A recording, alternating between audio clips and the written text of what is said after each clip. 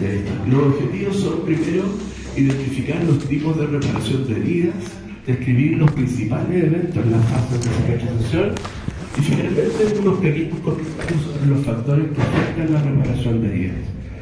Entonces, cuando hablamos de una cicatrización de heridas, lo primero que hay que tener en cuenta es que es una compleja secuencia integrada de eventos celulares, fisiológicos y bioquímicos que se inician por una lesión tisular. ¿Sí? Eso es como la etiqueta más general tal vez del proceso. ¿Sí? Ahora, este proceso reparativo involucra que siempre va a pasar lo mismo siempre, es decir, los mismos eventos en el mismo orden se van a producir en todos los procesos de cicatrización, independiente de cuál sea el tejido lesionado. El mecanismo es común, ¿sí? Por lo tanto, eso es muy bueno para poder comprender el mecanismo, ¿sí? Es un único mecanismo, ¿sí? Y involucra procesos celulares de inflamación, proliferación celular y crecimiento y la regulación de cada uno de estos eventos. En general, el proceso curativo de reparación está estrechamente relacionado con el sistema inmune. Podríamos decir que es el sistema inmune el que dirige el proceso de reparación. De hecho, cuando en Inmuno veíamos funciones del sistema inmune, una de ellas era recuperar la homeostasis, ¿sí? Y esta es la forma en que recuperan la homeostasis posterior a un ataque, a una destrucción de algo. Acuérdense también que la inflamación no necesariamente responde a un patógeno, ¿cierto? Basta con que haya un tejido dañado por múltiples causas, por frío, por enfermedades metabólicas, por muchos procesos, y el proceso de reparación es el mismo, ¿sí? Eso. Y aquí está, ¿cierto? Lo importante de esto es que se limite el daño y se recupere la función de la estructura dañada, la función y la integridad, ¿sí?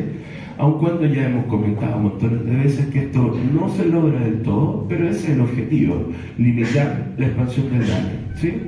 Ahora, en cuanto a la herida, lo primero que probablemente en sus cursos quirúrgicos ya han comentado, existe una gran variabilidad individual respecto al proceso de herida, al tipo de herida y al proceso reparativo de herida, ¿sí? Porque influyen muchos fenómenos en esto. Es un proceso, aun cuando está mecanísticamente bien descrito, consta o hay muchos elementos que introducen variabilidad, y el principal es el sistema inmune, va a variar, ¿cierto? Que sabemos que es como un sistema complejo, no siempre es tan predecible el desenlace final, ¿sí? Por lo tanto, va a haber una gran variabilidad en cuanto a la herida, y eso va a requerir enfoques específicos, o sea, un cuidado específico, y esto que probablemente viene tal vez más de la enfermería, ¿cierto? Que son clave en este proceso, ¿cierto? En esta relación asistencial, es que no hay dos pacientes, así como no hay dos pacientes iguales, no hay dos heridas iguales, ¿sí? Y cada uno requiere un enfoque específico, ¿sí? Ahora, cuando hablamos de tipos de reparación de heridas, vamos a identificar tres tipos: la primaria, la primera retrasada, y la secundaria. Esos son los tipos de heridas en realidad. Ahí dice reparación, pero en realidad es cómo se van a reparar. Y también es reparación y tipo de herida, están en realidad los dos procesos incluidos, ¿sí? Entonces, ¿qué caracteriza a las heridas primarias? Se caracterizan porque las superficies de la herida se enfrentan de manera casi continua, ¿sí? Y por lo general las heridas primarias tienen una curación sin complicaciones, con mínimo tejido nuevo, mínimo tejido de cicatrización, y los resultados de todas maneras pueden ser variables en términos de la cicatriz, ¿sí? Y esto sería un cierre primario. Fíjense que aquí los bordes, hay una herida, hay una discontinuidad, hay una lesión de un tejido, aquí se ve la piel, pero básicamente, como se puede ver, la separación es un continuo, es como ahí se cortó y ahí se cortó y se separó. Y por lo tanto, los tipos de cierre primario suelen ser de este tipo, ¿sí? Es decir, mínimo uno, si lo ve de lejos esto, no ve que hay una cicatrización ahí. La cicatriz es ese evento, ¿sí? Y esto es típico de qué cosa? ¿Pero de qué corte? Quirúrgico, principalmente quirúrgico, o sea, realizaban condiciones no asépticas, porque yo creo que hablaron de que no se alcanza la asepsia. ¿Por qué se ríe? Porque yo dije papel quirúrgico y ahí como la misma diferencia. Ah, sí, claro. Pero básicamente ustedes saben que en el pabellón, ojalá, o sea, asepsia no hay, es pura, ¿cierto? Se intenta lograr una asepsia, pero básicamente tiene que ver con eso, una lesión quirúrgica, ¿sí? Donde el corte es controlado, en condiciones controladas, evitando que sea, o sea, propendiendo a que se generen este tipo de cortes y de bordes, para que luego la reparación sea de este tipo, ¿sí? Además, si logra hacerlo así, es porque todo resultó bien, no hubo infecciones, no pasó nada malo, ¿sí? Entonces, este tipo de vías es la deseable en el ambiente quirúrgico, ¿sí? ¿Por qué? Porque está el cierre primario retrasado, en el cual los bordes inicialmente no están totalmente enfrentados, pero sí se aproximan luego de 4 o 6 días, y generalmente se asocia a complicaciones quirúrgicas, ¿sí? Lo común, una infección, ¿sí? O sea, los puntos se infectan y hay que volver a abrir, limpiar, ¿cierto? Hacer un aseo quirúrgico. Y en ese caso va a tender a ocurrir esto. ¿Por qué? Porque se va a perder tejido. Acuérdense que el tejido dañado, infectado, es tejido muerto, que hay que sacarlo, ¿sí? Este ya se murió, no hay nada que hacer con ese tejido.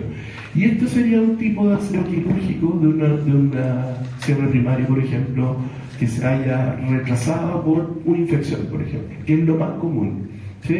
Y en este caso sí va a quedar una cicatriz más grande, ¿sí? Ojo que esto se ve, esto está dentro del tejido, ¿sí?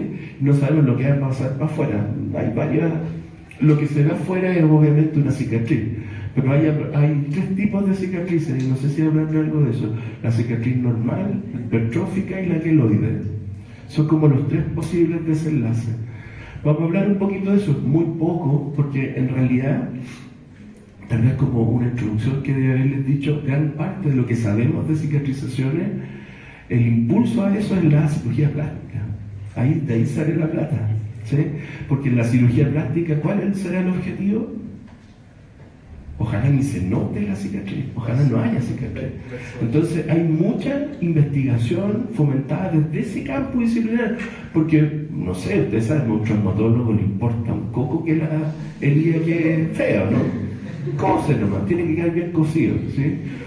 No, es cierto, pero por lo tanto los mecanismos de herida, bueno, se hace ya por último profilaxis antibiótica, pero se hace, ¿cierto? Pero toda esta como fineza viene desde la cirugía plástica, que bueno, mueve millones de dólares en el mundo, y sobre todo asociada a los fármacos, ¿sí? Vamos a hablar un poquito de eso. Hay, insisto, gran parte de la investigación está motivada por ese interés, ¿sí?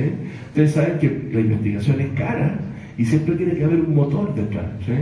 Y generalmente el motor es rédito económico, no hay otro, salvo medidas de salud pública, que a menos como en cosas que son pandemias, como nos pasó, ¿cierto? Ahí no hay rédito económico, pero en el resto sí. Es como cardiología. Cardiología mueve un montón de plata y por eso sabemos tanto de cardio, ¿sí? Porque mueve mucha plata, ¿sí? Hay mucha industria asociada a eso, ¿sí? Y luego, entonces, cierre primario retrasado, ¿sí? Y luego está el cierre secundario, en el cual las superficies no están aproximadas. El defecto va a ser reparado mediante granulación. Esto es importante, este es un concepto clave que tiene que ver con heridas más normales, ¿sí? No en un ambiente controlado. Esto se va a cubrir con epitelio, tienden a ser menos funcionales y tienden también a ser más sensibles a lesiones térmicas y mecánicas por la desorganización de todas las neuronas que están en la ADMI, que sensan calor, presión, ¿sí? Estas, insisto, son cicatrices más comunes: quemaduras, cuchillazos, mordeduras de perro, caerse, ¿cierto? Pero infarto, ¿el infarto cómo será? Porque el infarto también hay que traerlo. Sería una primaria retardada, ¿por qué? porque se va a morir tejido y ese tejido tiene que reemplazarse. Y ahí va a quedar, como se ve acá, un masacón fibroso, ¿sí? Entonces esto sería como, esto es piel, pero sería como un corazón infartado.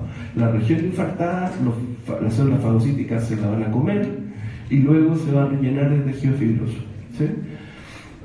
Pero entonces las secundarias tienden a ser las de la vida cotidiana, las de, si pensamos como animalitos, peleas de animales, rasguñazos, mordeduras, cuchillazos, fierrazos, todas las cosas que pasan en la vida normal, ¿cierto? Es muy loco, no, pero eso es súper común. Ahora, por ejemplo, los delincuentes igual están refinados, pero antiguamente usaban unos estoques que eran, ustedes saben que lo que son los estoques originales eran alambres de acero que los ponían en las líneas del tren para dejarle la punta así bien aplastada, y ese era el estoque, o sea, un fierro con punta, ¿sí? Así hacían los estoques. Ahora tienen hasta tela en las cárceles, o sea, si no tienen tela van a tener cuchillos, de más que tienen cuchillos, o armas incluso, ¿sí? Pero estoques sí, pueden haber estoques todavía, ¿sí? Es muy divertido. Hablaban del fierro, que eran armas hechizas. Ya no hay armas hechizas tampoco, porque tienen armas de verdad. Sí, es así, ¿no? Es así la cosa, ¿sí? Antes eran literalmente fierros, dos fierros que golpeaban para percutar la bala, ¿sí? Ahora ya tienen armas, ¿sí? Está Glock, ¿no? Bueno, entonces, básicamente, el cierre secundario, insisto, es el más común, y gran parte de lo que vamos a hablar tiene que ver con esto, con el cierre secundario, ¿sí? Y ahí está un tejido de granulación, a veces va a quedar una discontinuidad también en este caso, o sea, si la cantidad de tejido que se pierde va a quedar una región irregular, ¿no? O sea, tampoco va a reparar al 100%, ¿sí? Estas son típicas secundarias de heridas de piel, por ejemplo, ¿sí? Que aquí está más temprano y aquí ya está cicatrizada. O sea, ahí esto es un glúteo, ahí ya no hay reparación completa, ¿sí? Okay. Y en cirugía, ya dijimos, son primarias, principalmente si todo sale bien. Y ahora vámonos derecho a las fases de reparación. Todo proceso curativo o reparativo va a incluir estas tres etapas: la fase inflamatoria o reactiva, la fase proliferativa o regenerativa y la fase de maduración o de remodelamiento, ¿sí? Ahora, estas son las tres fases mínimas, porque si ustedes revisan después pero la literatura, pueden encontrar hasta 7 etapas. No obstante, esas etapas accionales son subetapas de estas tres macros, ¿sí? Estas son como las tres que están en consenso, ¿sí? Lo que busquen van a aceptar estas tres. Y si aparecen más, son subdivisiones de cada una de ellas. Y eso termina dando más etapas, ¿sí? Por lo tanto, nosotros nos vamos a enfocar en las tres que son consensos, ¿sí? Y básicamente esto está mostrando la inflamación, la proliferación y la maduración. Una cosa importante es que, si bien son secuenciales, tienden a solaparse. No son eventos discretos, no es que terminó una fase y empieza la otra. Se solapan en el tiempo. Los límites son difusos en términos del mecanismo, se solapan, ¿sí? Y básicamente, como se ve aquí, acá tenemos el número relativo de células y acá tenemos días post la lesión, post la herida. Aquí está, por lo tanto, el día 2 de la herida, el día 4, hasta el día 16. Esta es una herida pequeña, ¿cierto? Donde en la fase inflamatoria, el primer pic de células que van a llegar son los neutrófilos, principalmente neutrófilos. Obviamente recuerden que hay macrófagos residentes, pero esos ya están ahí, ¿sí? Son neutrófilos y en general granulocitos, como vamos a comentar en la siguiente diapositiva, ¿sí? Ahora, básicamente el papel de ellos tiene que ver con la respuesta inmune y no tienen nada que ver con la cicatrización, no tienen un vínculo mecanístico con la cicatrización, ¿sí? Pero son parte de, ¿sí? El primer evento. ¿Por qué? Porque esta fase de inflamación debe terminar. Si esto no termina, no se progresa a la siguiente, ¿sí? Y por lo tanto, si la infección o lo que está generando la noxa tisular persiste, la fase de inflamación se va a alargar mucho, ¿sí? Por lo tanto, es clave erradicar el agente causal, ¿sí? Y ese agente causal puede ser variable, ¿sí? Va a depender de la etiología de la lesión, ¿sí? Entonces, pero básicamente este es como la onda tipo neutrófilos, granulocitos, macrófagos, fibroblastos y finalmente linfocitos, que ya sabemos que los linfocitos son más tardíos, ¿cierto? Llegan después llegan al final, ¿cierto? Y si se fijan, los que terminan casi al final son fibroblastos, pero los macrófagos también se van a quedar como vamos a ver. Porque en esta historia, como vamos a ver, el macrófago es el que guía todo. El macrófago, ¿sí? Vamos a llegar a ese punto. Entonces, en la fase inflamatoria, las defensas de la inflamación lo que permite es movilizar recursos desde el compartimento vascular intersticial y de ahí al tisular, para poder generar la respuesta, ¿cierto? Principalmente el objetivo de la inflamación es promover la fagocitosis, ¿sí? Ok. Esta fase inflamatoria involucra dos partes, la hemostasis y la inflamación en la fase inicial y dura los primeros de 4 a 6 días, donde como ya saben, ya saben, el colágeno se comporta como factor tisular y activa la cascada de la coagulación, ¿sí? Y de ahí con eso se inicia la fase inflamatoria, ¿sí? Además se va a formar un coágulo de fibrina que básicamente actúa como un andamio para concentrar citoquina y factores de crecimiento para generar un microambiente adecuado, ¿sí? Además también la coagulación pequeña, localizada, permite confinar al patógeno si es un patógeno y que no se propague en sanguínea, ¿sí? Hay que impedir eso, ¿sí?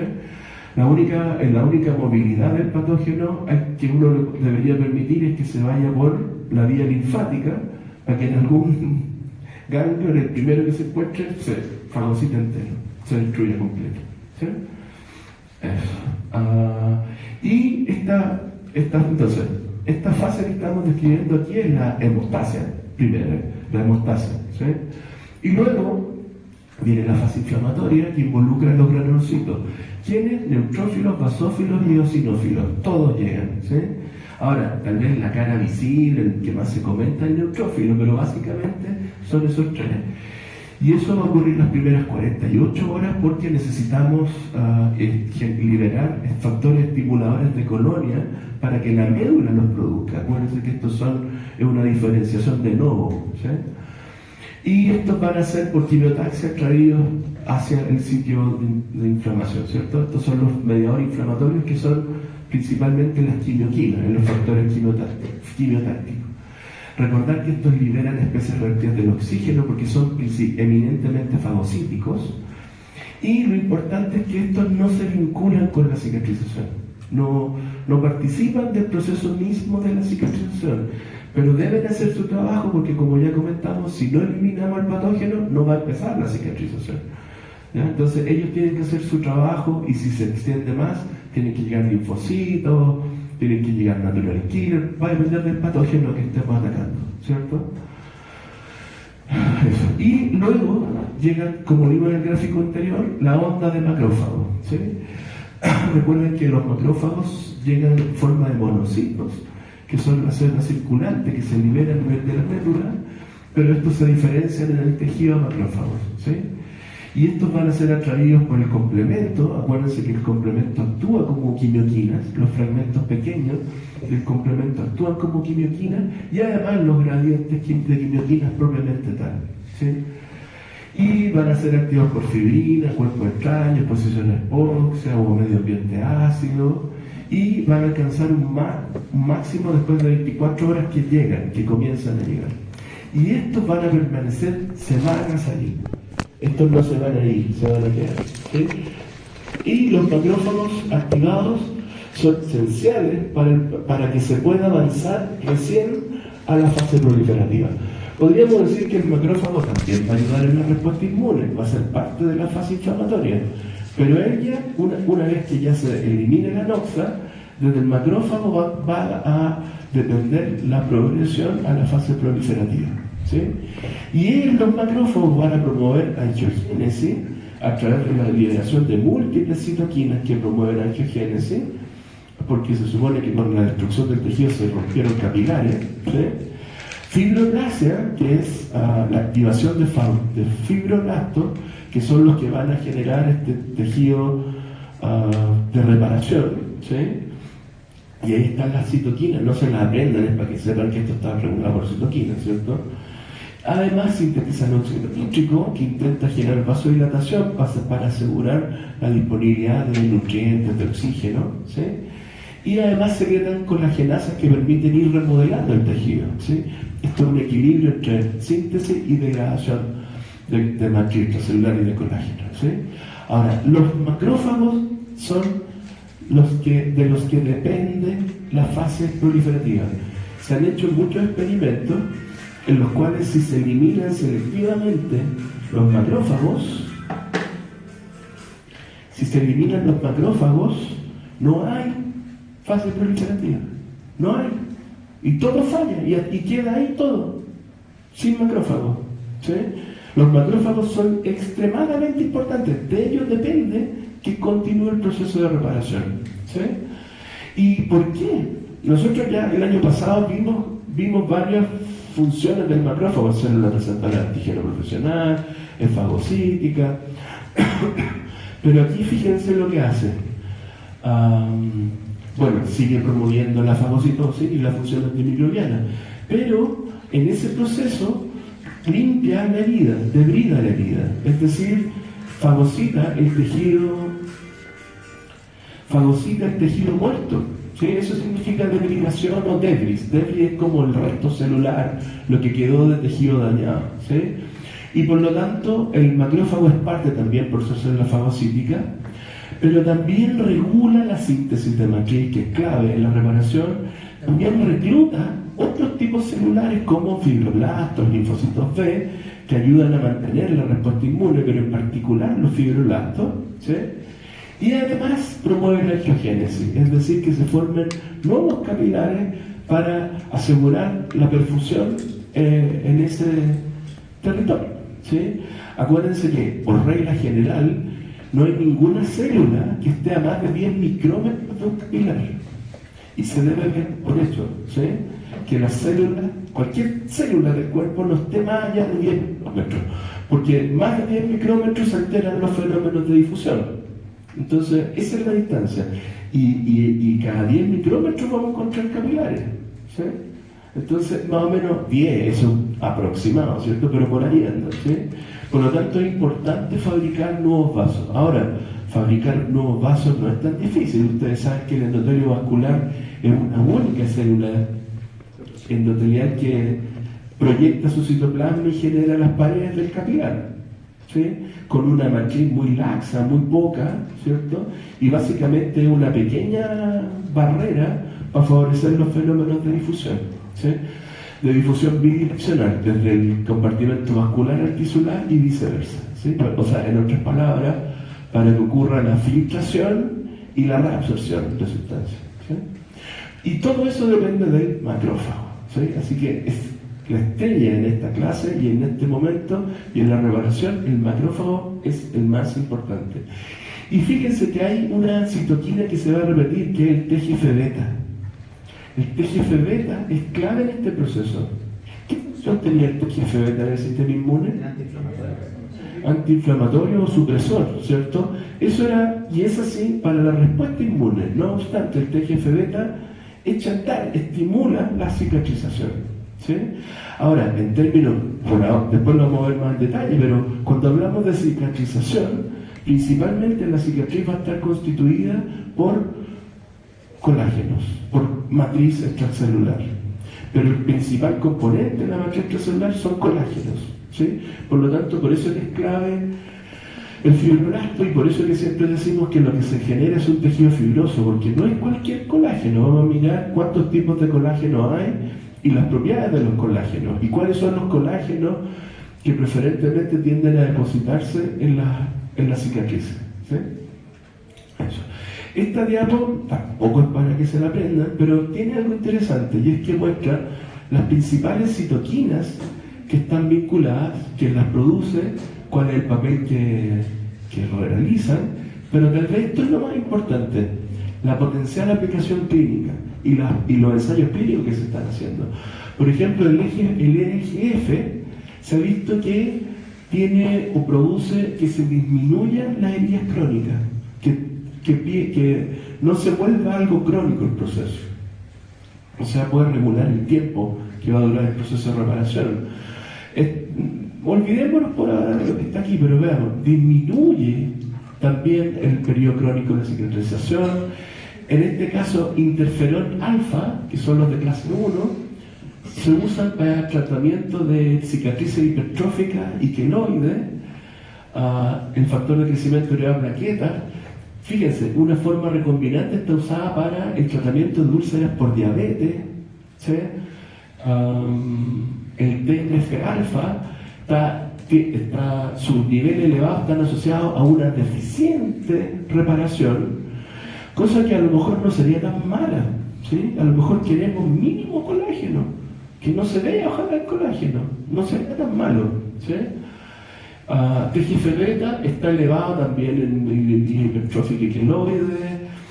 En otras palabras, se está dando uso a inhibir estas citoquinas o promover la acción de citoquinas durante la fase de reparación para lograr algún desenlace óptimo, ¿sí? Por ejemplo, bloquear el TGF-beta. ¿Qué efecto tendría bloquear el TGF-beta? Ojo, acuérdense, ustedes a esta altura ya lo saben, no es nada todo o nada, ¿cierto? No es que lo suprimimos, ¿cierto? Sino que se disminuye la actividad. Si disminuimos la actividad de TGF-beta, vamos a tener un menor proceso reparativo, pero se va a generar igual. Porque si eso se hace en condiciones controladas, cuidadas, a lo mejor podemos esperar. Si esto pasa rápido, porque el animal necesita repararse rápido para seguir funcionando, ¿sí? Pero en un ambiente controlado podríamos esperar y regular estos eventos, ¿sí? Okay. Entonces, ya hablamos de la fase inflamatoria y el link, el macrófago, y ahora pasamos a la fase proliferativa. Y aquí hay 3 eventos clave. El primero es los eventos son epitelización, angiogénesis y fibroplasia, ¿sí? Vamos a ver cada uno de ellos, pero epitelización, recubrir de epitelio la zona que perdió el epitelio. El epitelio es el primer evento. Luego la angiogénesis, asegurar disponibilidad de nutrientes, oxígeno, y la fibroplasia. La fibroplasia es el reflejo de la actividad de los fibroblastos en la fase productora de colágenos. Y a esta fibroplasia también se le conoce como la granulación, ¿sí? Y que probablemente sea común para ustedes, porque los colágenos, ¿cómo se ven? ¿Cómo se debería ver un colágeno? ¿Jalea? Exacto, así tal cual, como una jalea, como una gelatina. Y de hecho, yo creo que todos se han sacado la costra de una herida. Tal vez ahora no, pero cuando chicos todos se empezaban a rascar la costra y se la sacaban. Cuando se la sacan, si la herida no estaba infectada, porque a veces estaba verde abajo, ¿cierto? ¿Sí? ¿Ya? Si no estaba verde, qué bueno que sacaron la costra, si estaba verde, pero si no estaba verde, se ve como una gelatina, como algo blanquito, gelatinoso. Eso es la actividad de granulación o fibroplasia. Eso es la evidencia de esa, como bien dijo la colega, su colega, gelatinosa, ¿sí? Una estructura gelatinosa, ¿sí? De hecho, las jaleas son con proteínas, pues. De hecho, las jaleas como más tradicionales son con colágenos, ¿sí? De los huesos, tejido conectivo, colágeno, principalmente. Es que, por ejemplo, en el ejemplo que usted da de sacarse la costra... No, espera un poquito, que no lo escuché, ya ahora díganme. En el ejemplo que usted da de sacarse la costra y que esté infectado, ¿eso no significaría que no había pasado todavía el proceso inflamatorio? Porque No, usted había dicho que... Sí, lo que pasa es que la costra se va a formar sí o sí, porque la costra impide que se siga infectando, que se ensucie, es como un mecanismo de protección. Es como por aparte del proceso de... Exacto, o sea, usted podría tener la herida infectada todavía con una costra. Eso significa que todavía no estamos en la fase proliferativa. Ahora, ojo que por esta misma actividad, que hay muchas células del sistema inmune, que hay mucha actividad de fibroblastos, tiende a localizarse en zonas tal vez lo que queda de infección. No es que toda la herida esté infectada, ¿sí? Porque como se hace un medio más gelatinoso, eso disminuye la difusión de las bacterias, se rodean de células fagocíticas, entonces eso tiende a localizar los foquitos de infección, ¿sí? Pero igual pueden haber, ¿sí? Es variable, ¿sí? Pero la costra se forma igual. La costra, podríamos decir que la costra es como la acción del trombo, de la hemostasia secundaria. La costra es como fibrina, con plaquetas, con glóbulos rojos, por eso tiene ese color también, que es como oscuro, porque es la red de fibrina que se secó, quedaron glóbulos rojos entre medio, pero está bien, o sea, es parte de, podríamos decir que es parte de la hemostasia, ¿sí? De hecho, la costra se empieza a formar rápido, ¿sí? Exacto. Exacto, así es. Entonces, puede haber debajo de la costra. Lo que pasa es que la costra se queda ahí, si no se la sacan se queda, aunque ya no hay infección, no desaparece. La costra se cae sola, se supone, cuando ya se reparó completamente el tejido, ¿sí? Y uno se la saca, ¿sí? Que no debería. Eso es lo que le pasa a los niños cuando les da varicela o peste cristal, que se llenan de lesiones y se sacan las costras o se rascan y quedan con las cicatrices para siempre, como lo de las vacunas, que también queda una cicatriz para siempre, ¿sí?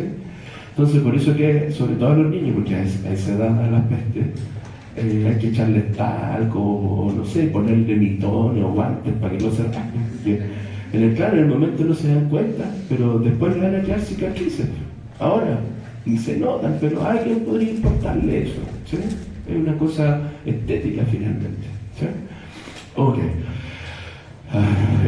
Y una cosa importante en la fase proliferativa, sobre todo desde el día 4 al 14, acuérdense que se superponen con la fase inflamatoria, es no usar corticoides. Si usan corticoides tópicos, friegan la cicatrización. Pero eso podría ser bueno si no quieren un exceso de cicatrización. Pero depende de la concentración, depende de la dosis y si está en un ambiente controlado, ¿sí? En principio no hay que usar corticoides, hay que dejar que el proceso continúe, ¿sí? Okay. Y la producción de colágeno es la clave, ¿sí? ¿Y en qué consiste la epitelización? En que las células epiteliales basales en el margen de la herida se aplanan, se transdiferencian en una célula móvil, en una célula epitelial que cambia su fenotipo y movilizan y migran sobre la herida abierta, ¿sí? Y una vez que ya se migraron y cubrieron como un pastito toda la zona que estaba despoblada, comienzan a hacer mitosis.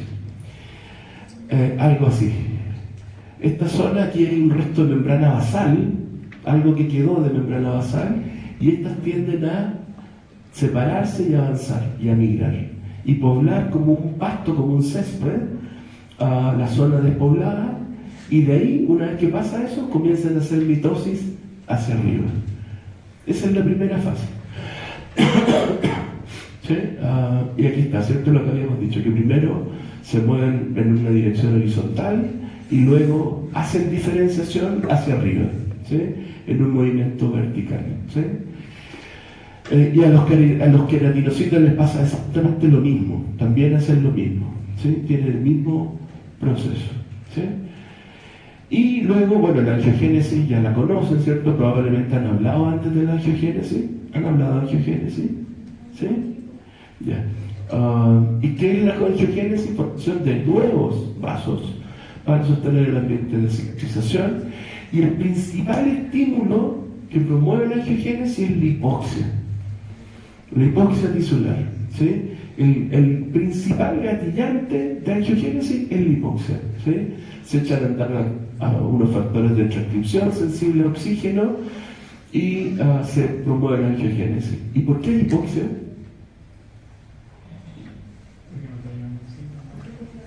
O sea, claro, pero ¿por qué? Esa hipoxia es que no hay oxígeno, ¿pero por qué? Exacto, porque se destruyó el tejido, los capilares, y ya no están llegando elementos funcionales vía capilar. Entonces eso estimula la producción de nuevos. Entonces, la hipoxia es el estímulo más potente por sí mismo que baje el oxígeno promueve que se degrade. No se degrada, se estabiliza. Hay un factor de transcripción que siempre se degrada cuando hay oxígeno. Y cuando no hay oxígeno, se estabiliza, se dimeriza para variar, como buen factor de transcripción, y se trasloca el núcleo y echa atrás la angiogénesis. ¿Sí? ¿Han escuchado de ese factor de transcripción? A lo mejor yo se lo mencioné. El HIF, exacto. ¿Sí? ¿En quién lo vieron? Perfecto, ya. Entonces ya saben de HIF. HIF es el gen maestro. Y HIF, en realidad, todo lo que sabemos de HIF no es por esto, es por el cáncer, exacto. Porque el cáncer promueve la angiogénesis. Entonces, una de las estrategias que en algún momento se pensó para bloquear el cáncer es inhibir la angiogénesis del cáncer, de la célula tumoral. ¿Sí? Okay. Y el otro evento de esta fase es la fibroplasia, que, insisto, dice y granulación, pero son dos eventos que están vinculados, porque la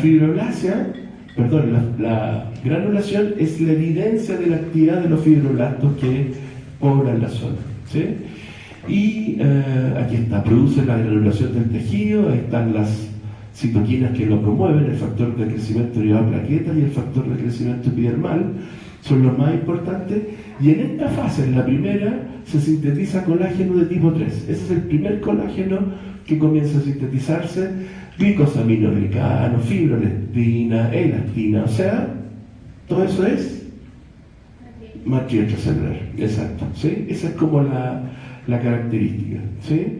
Y esto es una cosa re importante, los fibroblastos activados van a transdiferenciarse en un fenotipo que se conoce como miofibroblasto, que es un fibroblasto, pero que tiene actividad contráctil. Y es súper importante porque cuando se contraiga, va a tender a aproximar los bordes de la herida. La contracción de los miofibroblastos van a tender a juntar los bordes de la herida. ¿Sí? Gracias a esa transdiferenciación que también es inducida por TGF-beta. ¿Sí? Y esto es lo que les comentaba recién, la contracción. La contracción se inicia tirando los bordes hacia el centro, haciendo la herida más pequeña, y eso es gracias a los miofibroblastos. ¿Y qué va a pasar? Que la piel circundante se va a estirar y va a disminuir su grosor. Eso es lo típico. No se sintetiza piel nueva, sino que se estira la que ya existe. ¿Sí? Y la zona poblada, por lo tanto, la zona que se está reparando va a mantener un espesor térmico original. ¿Sí? Ahora, una cosa importante, no hay folículos pilosos ni glándulas sudoríparas.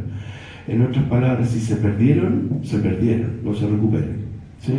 Por eso que las quemaduras, por ejemplo, muy extensas, comprometen la vida porque perdemos un mecanismo importante para regular temperatura a través de la secreción de sudor. ¿Sí? Entonces esto ya no se recupera. ¿Sí? Y aquí hay un ejemplo de eso. Aquí hay una herida que por contracción tienden a aproximarse los bordes. Aquí se ve menos, ahí se ve más rojo, bueno, y las polletas están medio malas, pero debería verse que es la misma, pero que los bordes se aproximaron. Y eso es gracias a que los miofibroblastos tienden a contraerse y aproximar los bordes de la herida. ¿Sí? Eso. Y es muy importante la homeostasis del colágeno. Para que haya una cicatriz óptima, tenemos que producir colágeno entre el día 4 y la 7ª semana poseída. Y entre el día 7 a 42 va a haber una síntesis neta de colágeno, o sea, ganancia, síntesis. ¿Sí? Y inicialmente va a haber una resistencia a la atracción debido a la cantidad de colágeno, pero después se remodela. En la fase de remodelación se afina un poco el tipo de colágeno. Y de hecho eso es lo que ocurre en la fase de remodelación, ¿sí? Donde ya no hay aumento neto en la producción de colágeno, pero sí comienza a remodelarse esa malla de colágeno. De hecho, aquí vemos que, por ejemplo, una piel normal tiene una relación 4:1 del colágeno de tipo 1 a 3. ¿Sí? Vamos a ver las propiedades del colágeno 1 y 3. En cambio, la cicatriz hipertrófica tiene una relación 2:1 de colágeno 1 y 3. ¿sí? O sea, aquí ya se ve la evidencia de que alterando la composición de los tipos de colágeno, la cantidad de los tipos de colágeno, podemos generar un defecto en la cicatrización. Vamos a mirar unas fotitos de cicatriz hipertrófica y definir las características, y ahí va a quedar claro por qué no está bien, ¿sí? Y esto es lo que les comentaba respecto a los colágenos que hay. Hay aproximadamente 6 tipos de colágenos distintos. Esa es la fórmula en términos de las subunidades que lo componen. Pero básicamente lo que importa es esto, el tipo de colágeno. Y en este proceso de cicatrización son clave el colágeno 1 y 3 también, ¿sí? Donde fíjense, en condiciones normales, el colágeno 3 lo vamos a encontrar en la piel, vasos sanguíneos y órganos internos, es decir, en la matriz celular de todos los órganos, ¿sí? Y el colágeno 1 está principalmente en los tejidos conectivos, en general, en las membranas basales, y da cuenta del 90% del colágeno del cuerpo, o sea, este tipo 1 es el más abundante, ¿sí? Y de ahí hay otros tipos, pero el más abundante es el de tipo 1. ¿Y qué características tienen? Aquí hay distintas fibras de colágenos, donde el de tipo 1 se caracteriza por ser rígido, ser una fibra rígida, poco elástica, como una cuerda, una cadena, algo que no tiene mucha elasticidad. En cambio, el de tipo 3, aun cuando es colágeno igual, tiende a ser más elástico, ¿sí? Entonces, lo que va a pasar ahora es que hay que empezar a reemplazar colágeno 1 y 2 por colágeno 3, para intentar que la cicatriz sea un poco más elástica, porque si no sería algo fibroso, duro, ¿sí? Eso. Y bueno, y aquí viene la fase final, que es la de remodelación o maduración, en la cual ya realizó, o acuérdense que se solapa con la última fase, que es la contracción de la cicatriz, con reemplazo, entrecruzamiento y acortamiento de las fibras de colágeno. O sea, aquí ya no hay ganancia neta y necesitamos remodelar el colágeno. Y además finaliza el edema, ¿sí? ¿Por qué hay edema? ¿Por qué habrá edema en la zona? Un edema moderado, ¿cierto? ¿Cómo?